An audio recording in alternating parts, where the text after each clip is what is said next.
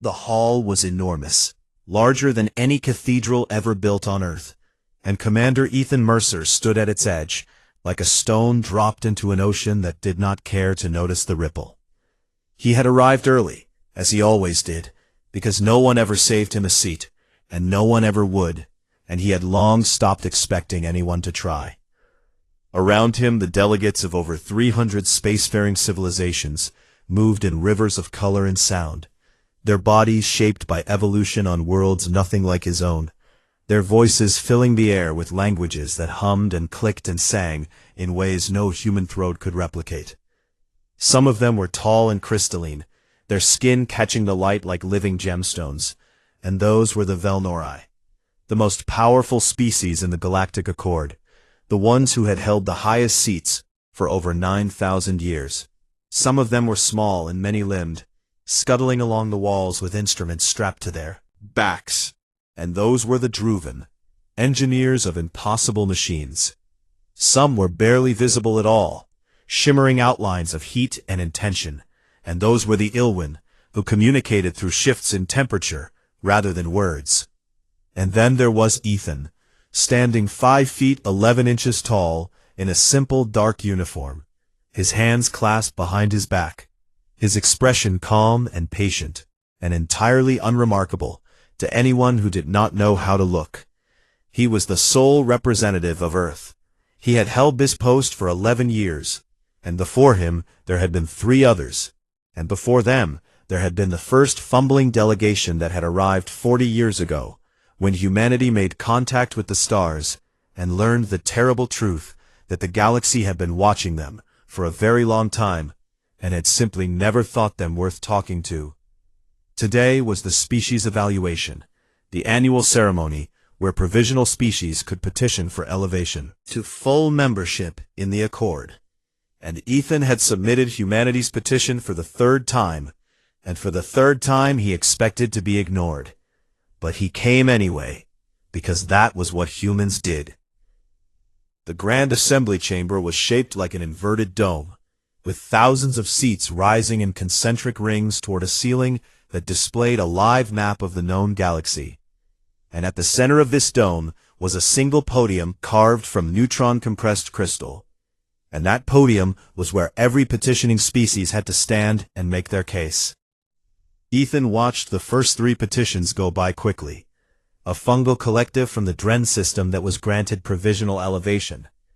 A silicon-based species from the Outer Arm that was denied for the 12th time.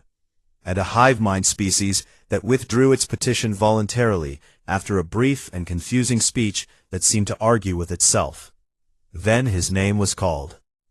Representing the Terran Confederacy. Sol System. Orion Arm. The announcer intoned in a voice that carried no enthusiasm whatsoever. Commander Ethan Mercer. He walked to the podium, and the walk felt longer than it was, because he could feel the weight of 300 civilizations not watching him, and the silence of a galaxy that had already made up its mind. He placed his hands on the podium, and he spoke.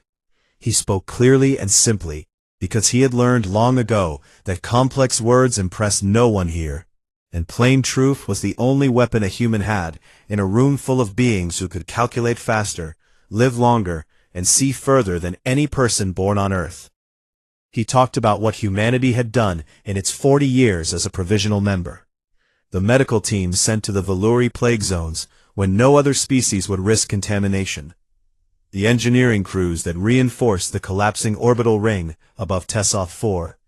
The free sharing of human agricultural techniques that had ended a famine. On 3 colony worlds in the Dren Reach, he cited numbers and dates and mission logs, and his voice was steady, and he did not beg.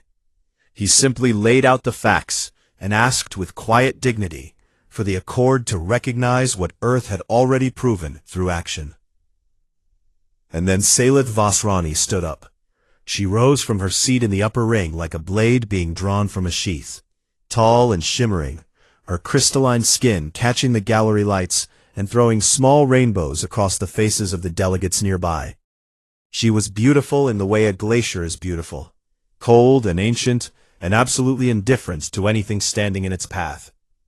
I must speak, she said, and her voice carried the harmonic resonance of the Velnori language, a sound that made lesser species instinctively want to listen and agree.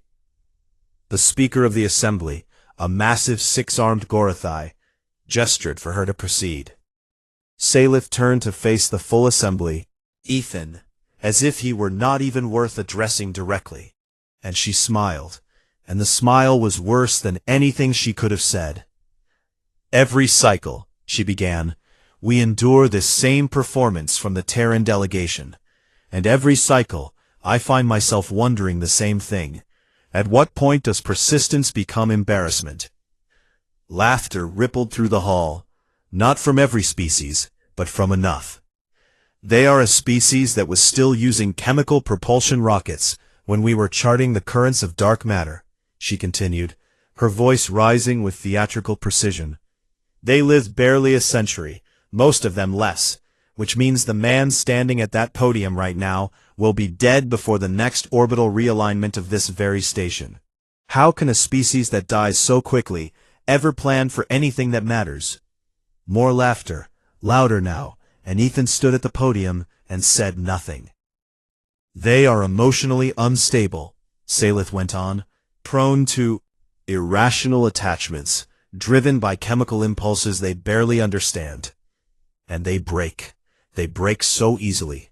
Their bones, their minds, their little hearts, and yet they come here and ask to sit among civilizations that have endured for millennia.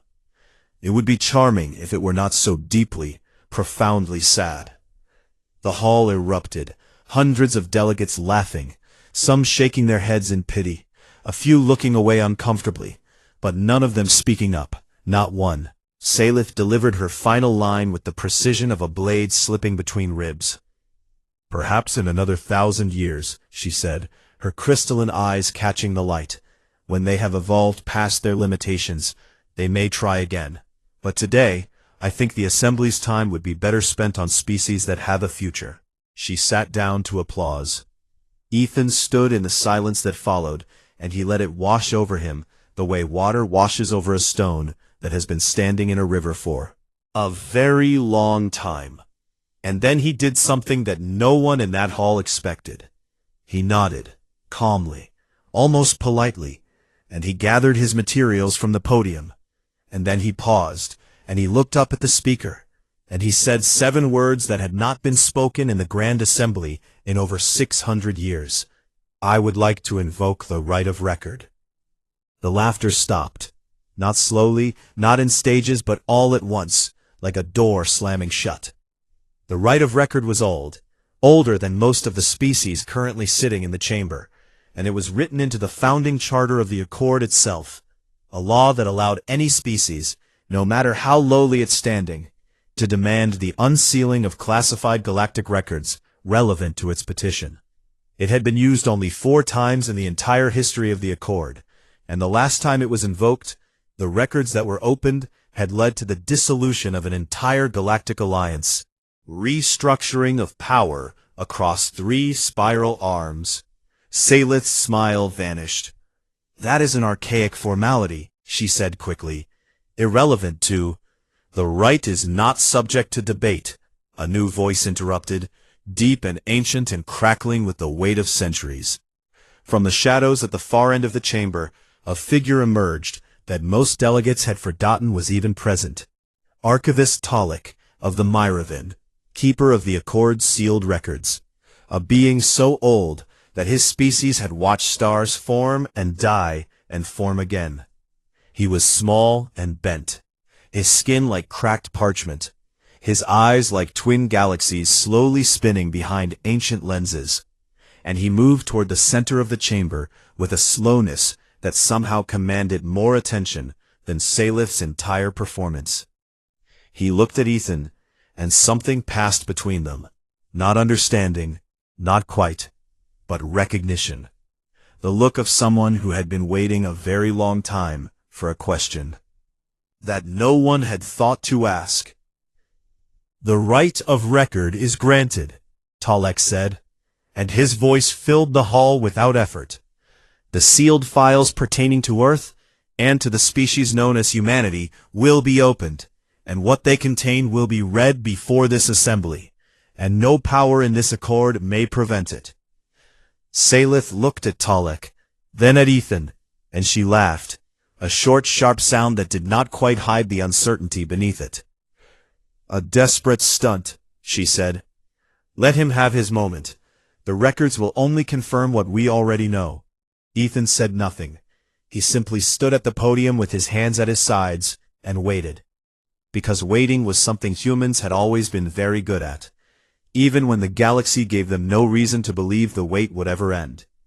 And in the shadows, Archivist Talek turned toward the sealed vaults beneath the station, and for the first time in 600 years, he began to unseal the truth. The sealed vaults beneath the Accord station had not been opened in 600 years, and the air that came out of them when Archivist Talek broke the seals smelled like dust and forgotten things, and the kind of silence that accumulates when truths are buried deep enough that even the people who buried them forget where the graves are.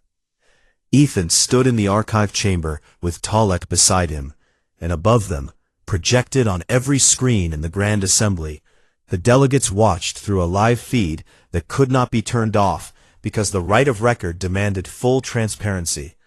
Every species in attendance had to witness what came next, and no one could leave until the reading was complete. Salith Vosrani sat in her seat with her arms crossed and her expression arranged into something she hoped looked like bored amusement. But her fingers were gripping her armrest just a little too tightly, and the delegates sitting near her could see the faintest flicker of light. In her crystalline skin, a Velnori stress response she could not fully control.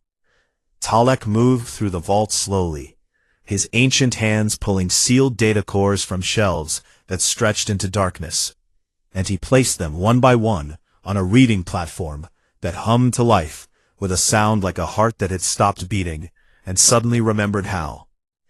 "The first file," Talek said, and his voice was calm and measured, the voice of someone who had spent centuries learning how to deliver terrible news without flinching, "pertains to the initial contact between the Galactic Accord and the species of Earth, dated 43 standard years ago."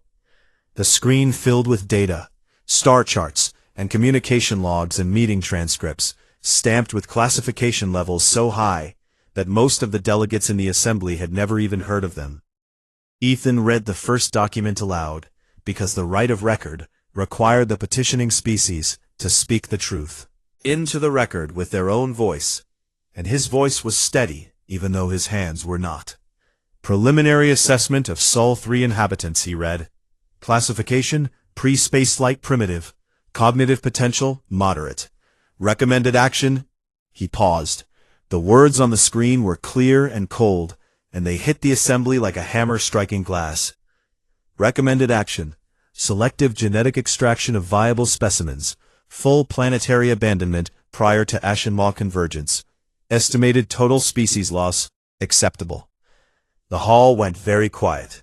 Ethan looked up from the screen and spoke to the assembly in a voice that carried no anger, only the kind of calm that comes from discovering something so terrible that emotions have not yet found a way to reach it. 43 years ago, he said, when the Accord made first contact with Earth, it was not because you wanted to welcome us into the galactic community, it was because our planet sat directly in the predicted path of the Ashenmaw, a region of space-time instability that had already destroyed 2 civilizations. And the original plan, approved by a committee of 12 senior species, including the Velnori, was to extract a small number of human genetic samples and leave the remaining 8 billion people to die. The silence in the hall was so complete that Ethan could hear the hum of the station's life support systems 3 decks away. Sylith did not move, but the light in her crystalline skin flickered faster now, and the delegates around her were leaning away from her without realizing they were doing it. Talek placed a second data core on the platform. "The second file," he said, "pertains to the resolution of the Ashenmaw crisis." Ethan read again, and this time his voice carried something that was not quite anger, and not quite grief, but something in between. Something that tasted like iron and salt, and the memory of being told you were not worth saving. The file detailed how, after first contact, the Accord had shared limited scientific data with human researchers, deliberately incomplete data, enough to study humanity's cognitive processes, but not enough to actually help them understand the threat they faced. But a human scientist named Dr. Lina Farouk, working from a university laboratory in Cairo, with equipment that the Velnori would have considered primitive enough to put in a museum, had taken that incomplete data and done something that no one in the Accord had expected. She had solved the problem. Not partially, not approximately, but completely. She had developed a theoretical framework for deflecting the Ashenmaw's trajectory, a solution that the Accord's own physicists, working with technology thousands of years more advanced, had declared impossible. The Farouk model, Ethan read from the file, was submitted to the Accord Science Directorate, dismissed as the work of a primitive mind, incapable of understanding the true complexity of the problem. However, upon review by 3 independent verification committees, the model was found to be not only correct, but more elegant and efficient than any proposed solution generated by Accord scientists. The Farouk model was adopted, implemented, and used to deflect the Ashenmaw, saving 3 star systems, including Sol. He looked up at the assembly. And humanity was never told, he said. Dr. Farouk died 7 years later believing her work had been rejected. She never knew that her equations saved 3 billion lives across 3 worlds. The Accord classified her contribution and credited the solution to a joint Velnori-Garathi research initiative. A murmur ran through the hall, like a crack running through ice, and Ethan could see delegates turning to each other with expressions that ranged from shock to fury, to the particular kind of shame that comes from finding out too late. Realizing you were part of something terrible, without ever knowing it. But he was not finished. Talek placed a 3rd core on the platform, and this time his ancient hands trembled slightly.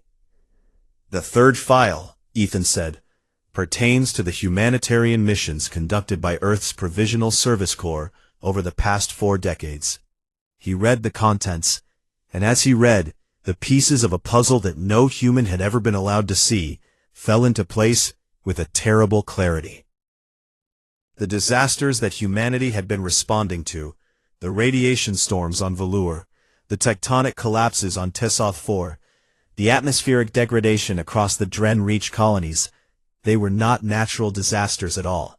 They were the side effects of the Ashenmaw deflection. Predictable consequences that the Accord scientists had calculated in advance and documented in classified reports that were never shared with anyone outside the senior council. Deflecting the Ashenmaw would cause cascading damage across dozens of systems, and they had accepted that damage as the cost of survival. And when the damage came, they had looked around for someone to clean it up, and they had found humanity, eager and willing and desperate to prove itself worthy of a place in the galaxy. For 40 years, Ethan said, and his voice was quiet now, the kind of quiet that makes people lean forward to listen. Human doctors and engineers and scientists have been sent to alien worlds to repair damage caused by a crisis that was solved using a human mind. Damage that was predicted and accepted by the very civilizations that now call us primitive. And not once, not one single time, did anyone think to tell us the truth. He set down the datapad and looked at Salith. She would not meet his eyes. The assembly was in chaos, not the loud kind, but the worst kind, the kind where everyone is talking in whispers, and no one wants to be they. First, to speak above a murmur, because the shape of what they are learning is still forming, and it is larger and uglier than anyone wants to admit. And then Archivist Talek reached into the vault one final time. He pulled out a data core that was different from the others, older, its casing dark and pitted with age, its classification seals layered so thickly that they had to be removed one at a time, like the skin of something long dead being peeled away to reveal what was underneath. "There is one more record, Commander," Talek said, and his voice was different now, softer, almost gentle. The voice of someone who has carried a secret for so long that setting it down feels less like relief and more like grief. "This one is not 40 years old," he said. "This one is 12,000 years old, and I have been waiting, I think, for someone to come and read it." He placed the core on the platform and looked at Ethan with eyes that were old beyond. "Counting. This one, I think, changes everything." Ethan looked at the ancient data core and then at the assembly above. 300 civilizations watching in silence, and he felt something shift beneath his feet. Not the station, not the floor, but something deeper. Something that had been buried for 12,000 years and was finally rising to the surface. The ancient data core hummed to life on the reading platform, and the sound it made was different from the others, deeper and older, like a voice that had been holding its breath for 12,000 years and was finally being allowed to speak. The assembly was completely still, every delegate frozen in place, because the weight of what had already been revealed was enough to crack the foundations of galactic politics. And the promise of something older and bigger had turned that crack into a fault line that everyone could feel trembling beneath them. Archivist Talek stood beside Ethan, with his hands folded, and his ancient eyes fixed on the data core, as if he were greeting an old friend he had not seen in a very long time. "What you are about to hear," Talek said to the assembly, "is classified at the highest level that has ever existed in the Accord, a level so restricted that in 12,000 years only 7 individuals have been permitted to access it. I am the last of them." Salith Vosrani leaned forward in her seat, and for the first time since the reading began, her expression was not contempt or annoyance or barely hidden anxiety. It was fear, real and undisguised, because she was old enough and smart enough to understand that when an archivist who had lived for 3,000 years said something changed everything, he was not exaggerating. Ethan opened the file, and the screen filled with data that was written in a language so old that the translation systems had to cycle through 11 extinct linguistic frameworks before finding one that could render it into something the assembly could understand. He began to read. 12,000 years ago, long before humanity had built its first city, long before the Valnori had risen to power, long before most of the species currently sitting in the assembly had even begun to walk upright on their homeworlds, the galaxy had almost died. Galactic extinction event. A cascading gravitational collapse triggered by the death of a hypermassive star in the galactic core. And it had sent a wave of destabilization rolling outward through an entire spiral arm, tearing apart solar systems and collapsing the orbital mechanics of hundreds of inhabited worlds.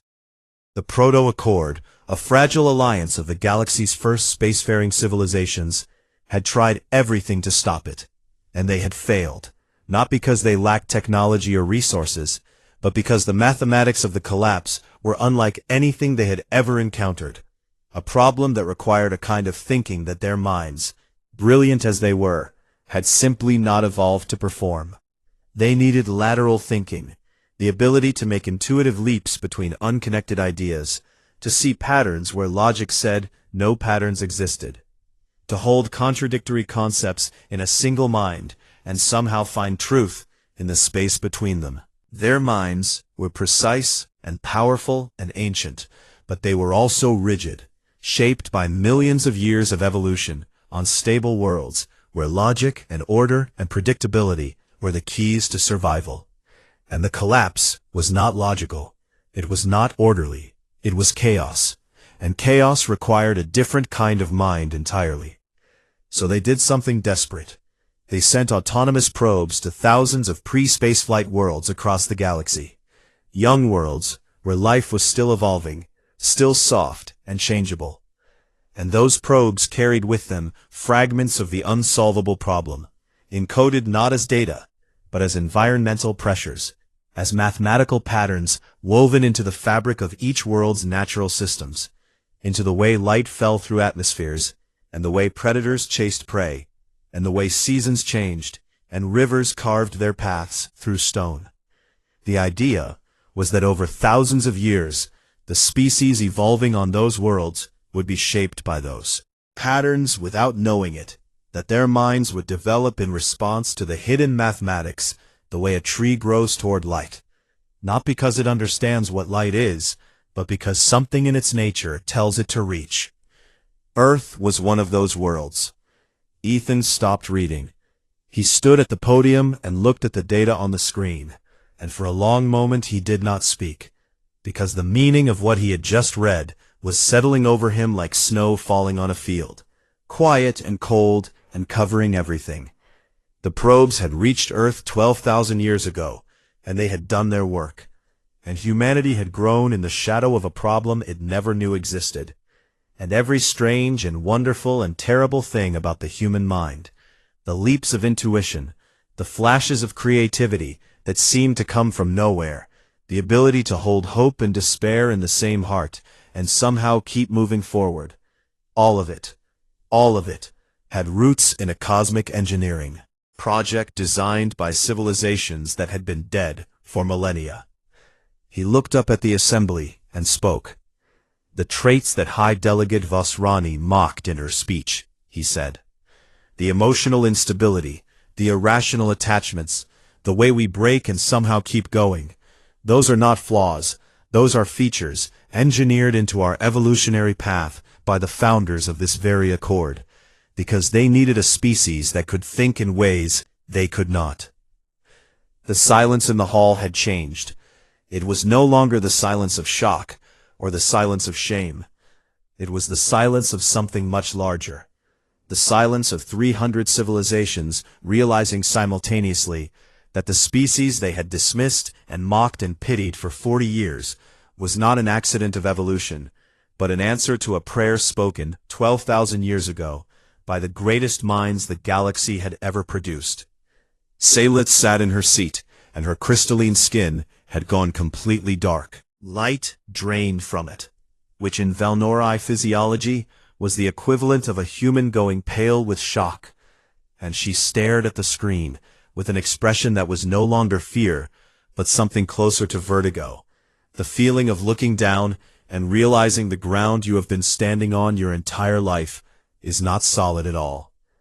Talek spoke again, and his voice was gentle now, the voice of a teacher who has been waiting a very long time to deliver a lesson. "The founders did not create humanity," he said. "They created conditions, pressures, nudges in the evolutionary path. What humanity became, the music and the mathematics and the stubborn refusal to stop hoping, that was humanity's own work. The seed was planted, but the tree grew on its own. But the cognitive architecture that emerged," he continued, "the lateral thinking, the pattern recognition across unrelated domains, the ability to function under extreme stress and uncertainty, these are the exact capabilities the founders were trying to cultivate, and they are capabilities that no other species in this galaxy possesses to the same degree, not because other species are lesser, but because they were never subjected to the same pressures."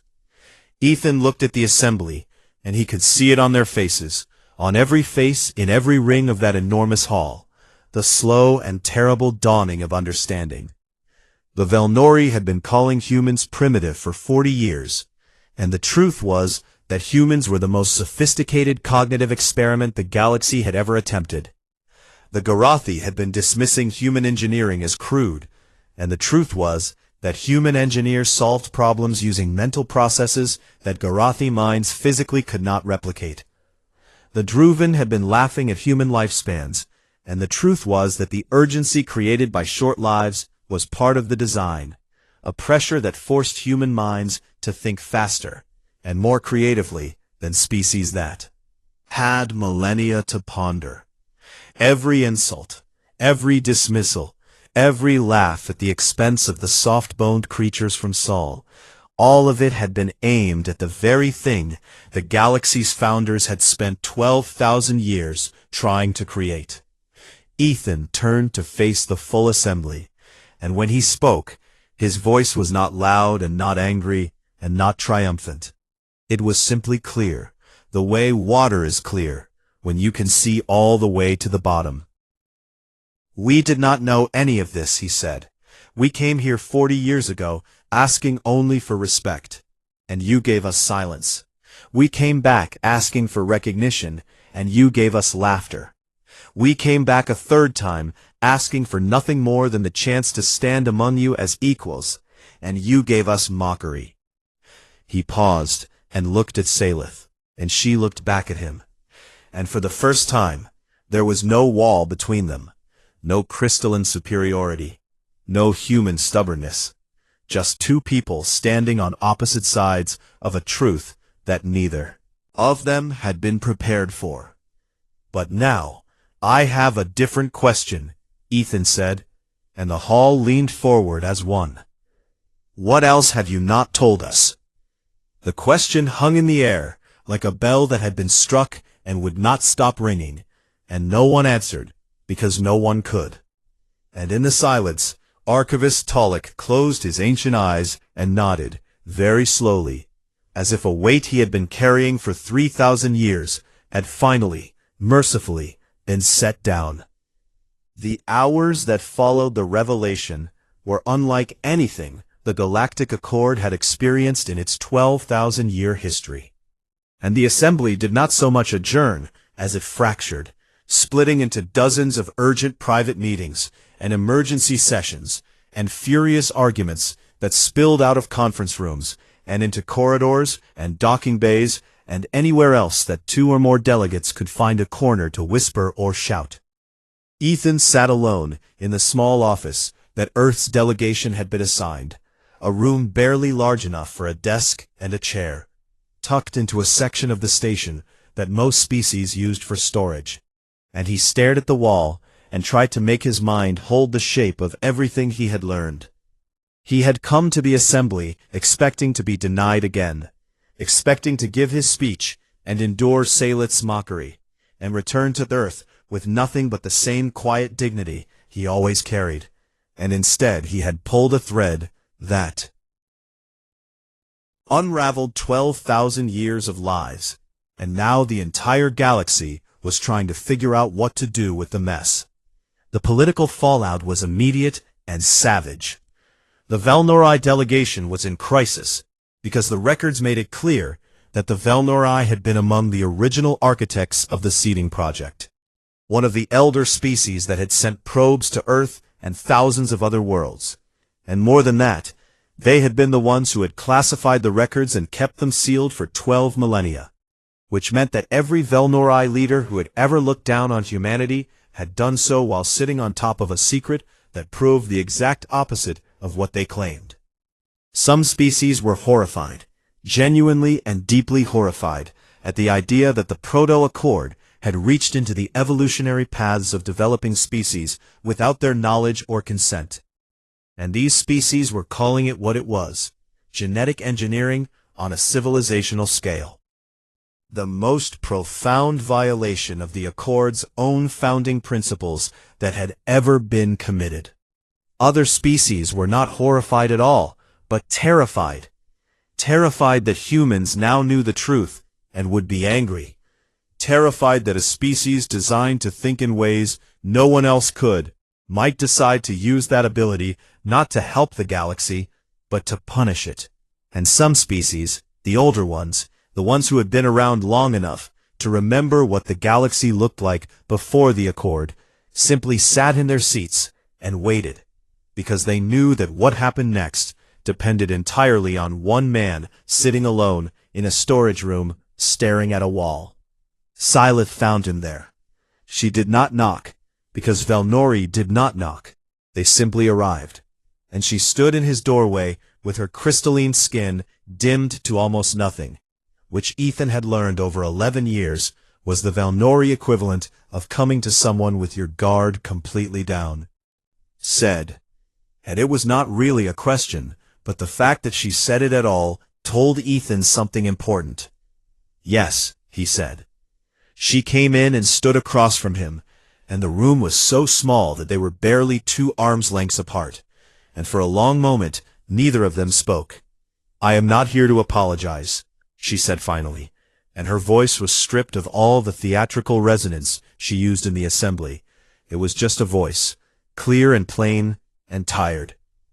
"I did not expect you to," Ethan said. "My people built their power on the idea that we were the galaxy's highest achievement," she said, "that our minds were the sharpest, our culture the most refined, our judgment the most trustworthy. And now I have learned that 12,000 years ago, our ancestors looked at themselves and found something missing, something so fundamental that they had to reach across the galaxy and plant seeds on primitive worlds in the hope that someone else might grow what they made. Could not." She paused. "That is not an easy thing to carry," she said. "No," Ethan agreed, "it is not." "What will your species do now?" she asked, and there was something in her voice that Ethan had never heard from a Velnori before. Something that sounded almost like vulnerability. Ethan thought about the question for a long time, and when he answered he spoke slowly and carefully, because he understood that what he said in this small room might matter more than anything he had said at the podium. "When I was young," he said, "my grandmother told me a story about our family. She said that during a great war on our world, our ancestors lost everything, their home, their land, their name, everything, and they walked for hundreds of miles with nothing but what they could carry on their backs. When they finally found a safe place, the first thing they did was build a school." He looked at Salith. "Not a fortress," he said, "not a weapon, a school. School, because they believed that the only thing worth building in the dark was a future. You seeded us with a problem," he continued, "and maybe that problem shaped the way we think. Maybe it made us see patterns and make connections that we would not have made otherwise. I cannot know that, and neither can you. But what I do know is that everything we became, the music and the stubbornness and the way we hold our dead close and still choose to love and still choose to build and still choose to help even when no one asks us to, that was ours. You did not make us. You made sure we had a reason to grow. But the growing was our own." Salith stood very still.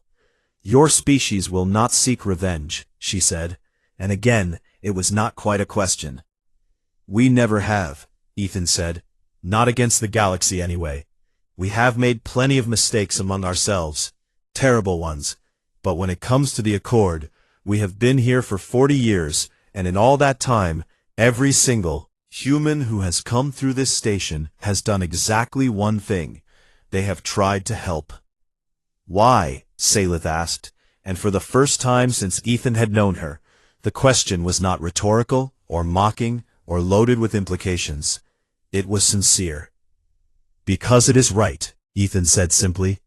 Meanwhile, in the assembly chambers, Archivist Talik was presenting additional evidence that sent new shockwaves through the delegations. The cognitive architecture that humanity had developed, the lateral thinking and pattern recognition and creative problem-solving that had been shaped by the ancient seeding, had not remained confined to Earth.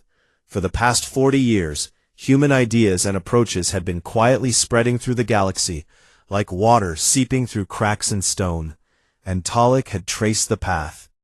The Druvan breakthrough in quantum tunneling propulsion that had revolutionized galactic travel 18 years ago had been based on a paper written by a human physicist whose work had been shared with a Druvan colleague at a minor academic conference and never credited.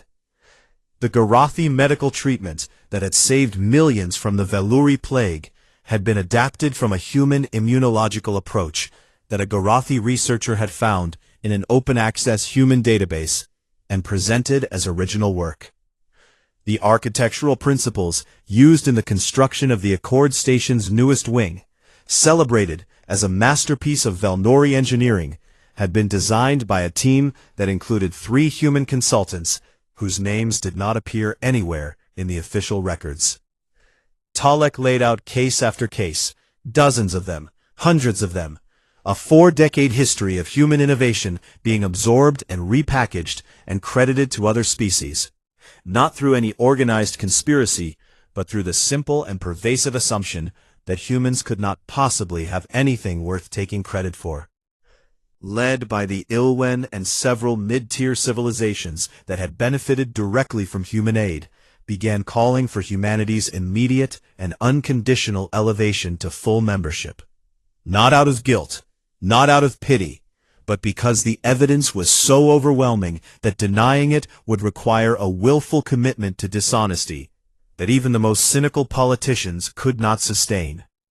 And in recorders that night, long after the corridors had emptied, and the station had settled into its nighttime cycle, Salith Vosrani sat alone, and pulled up a database she had never bothered to look at before. It was the complete record of human service missions to Velnori worlds. There were hundreds. Medical missions, engineering projects, disaster relief efforts, educational exchanges, cultural preservation programs, each one staffed by humans who had traveled across the stars to help people who had mocked them, laughed at them, called them primitive and fragile and worthless. She read mission reports written by human doctors who had worked 18-hour shifts treating Velnori patients who refused to look them in the eye. She read engineering logs filed by human crews who had reinforced failing infrastructure on worlds whose governments had publicly voted against Earth's membership. She read a letter, personal and never meant for official files, written by a human linguist who had spent 30 years learning and preserving a dying Velnori dialect spoken by fewer than 1,000 individuals on a remote colony. A dialect that no Velnori institution had bothered to save, and the linguist had written, "This language is beautiful, and it deserves to survive. That is reason enough." Salith read for a very long time, and the light in her crystalline skin flickered and shifted through colors that had no names in any language Ethan would have understood. But if he had been there, he might have recognized the look on her face. It was the look of someone seeing something clearly for the first time and wishing they had looked sooner. The Grand Assembly reconvened on the fourth day, and the hall was full in a way it had not been full in living memory. Every seat occupied, every delegation present, species that had not attended an assembly session in decades, suddenly finding urgent reasons to be there. The air hummed with a tension that was almost physical, a vibration that ran through the walls and the floor and the bones of every being in the chamber, and at the center of it all, standing at the same podium where he had been mocked 4 days earlier, Ethan Mercer waited. He looked out at the assembly, and he saw 300 civilizations looking back at him. And for the first time in 11 years, they were actually seeing him. The Speaker of the Assembly, the massive six-armed Garathi, called the session to order and announced the final vote on Earth's petition for full membership in the Galactic Accord. "Before the vote is called," the Speaker said, "the petitioning representative has been granted a final, definitive statement." Ethan placed his hands on the podium. He had spent the night before sitting in his small office, writing and deleting and writing again, trying to find words large enough to hold everything that had happened. And in the end, he had thrown it all away, because the truth did not need large words. It needed honest ones. "I am not going to talk about the seating," he said, and a murmur went through the hall, because every delegate had expected him to lead with it, to use it as leverage, to demand recognition based on what the galaxy owed humanity. "I am not going to talk about the classified records or the stolen credit or the 40 years of silence," he continued, "because those things matter, and they will need to be addressed, but they are not what this vote should be about." He paused and looked at the faces around him, crystalline and scaled and shimmering and furred and strange and wonderful, and nothing like his own. "I want to tell you about a medical ship called the Mercy of Cairo," he said.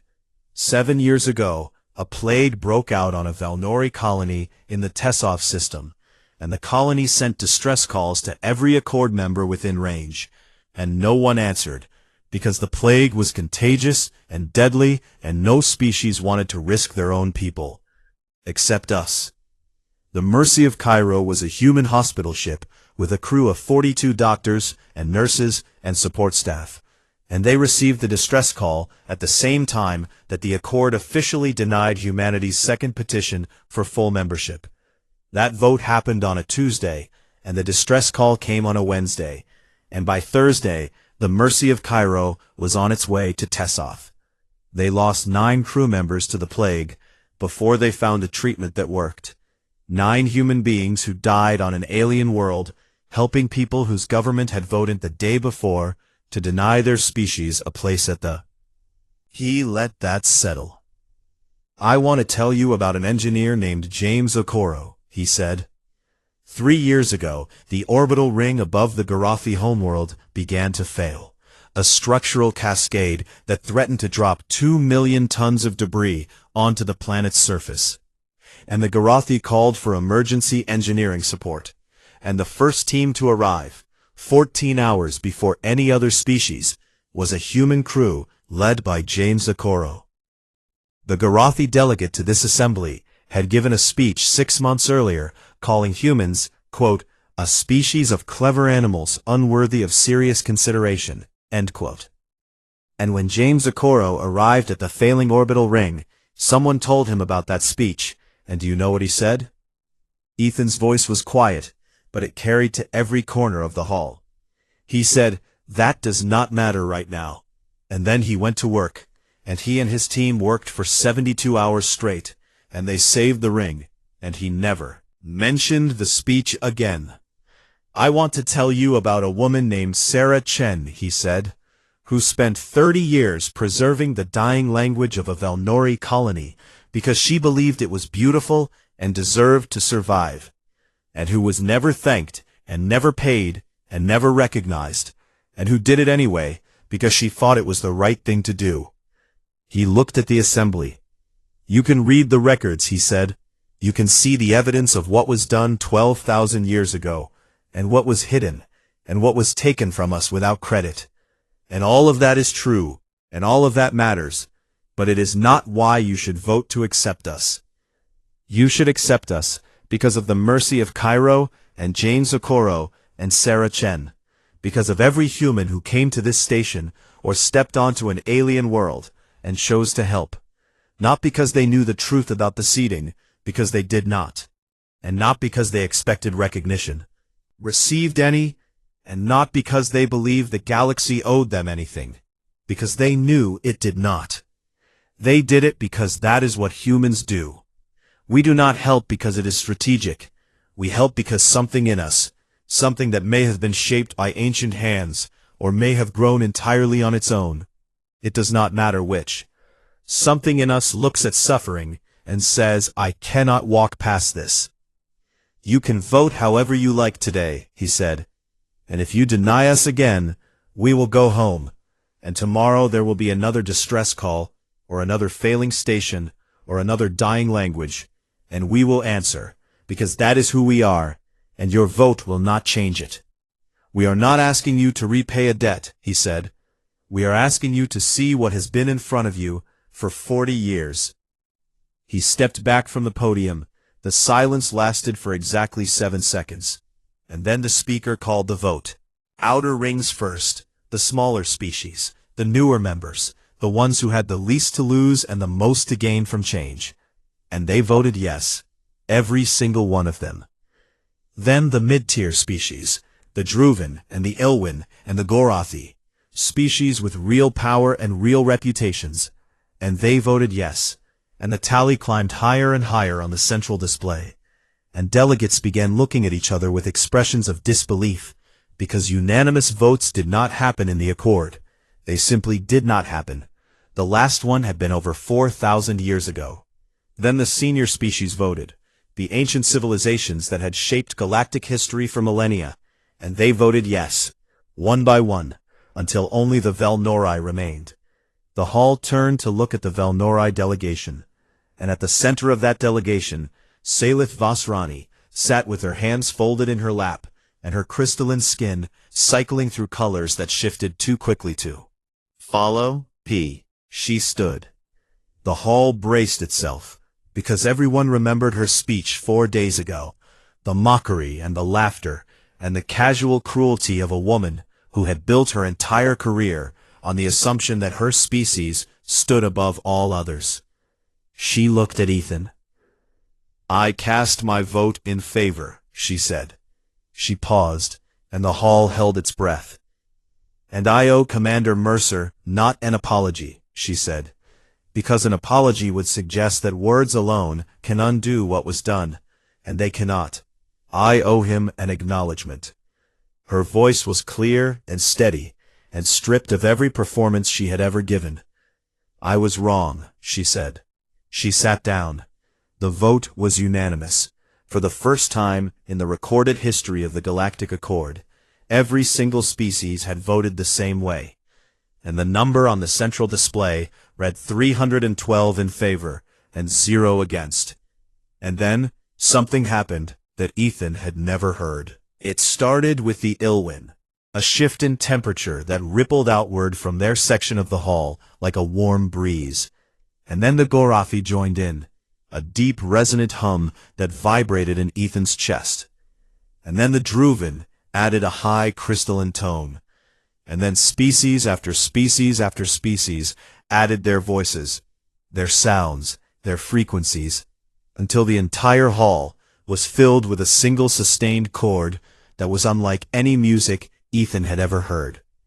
Talek appeared beside him, the ancient archivist moving with surprising grace, and he leaned close to Ethan's ear. "It is the galactic tone of recognition," he said. "It has not been sounded in full in over 3,000 years. It means you are seen, you are known, you belong." Ethan stood in the sound, and he felt it in his bones and his teeth and the spaces behind his eyes. And his vision blurred, not because the sound was painful, but because something inside him, on for 11 years, and for 40 years, and maybe for 12,000 years, something in him finally, gently, let go. He did not hear applause. He heard something older and stranger. The sound of a galaxy, after 12,000 years, finally saying thank you. And Ethan Mercer stood at the center of it, a man from a small blue world in an unremarkable arm of an ordinary galaxy, and he was not alone anymore. And he thought that if Dr. Lena Farouk, and James Okoro, and Sarah Chen, and the crew of the Mercy of Cairo could hear this sound, they would understand, not because it was grand, or because it was earned, but because it was true. And that, he thought, was enough. That had always been enough.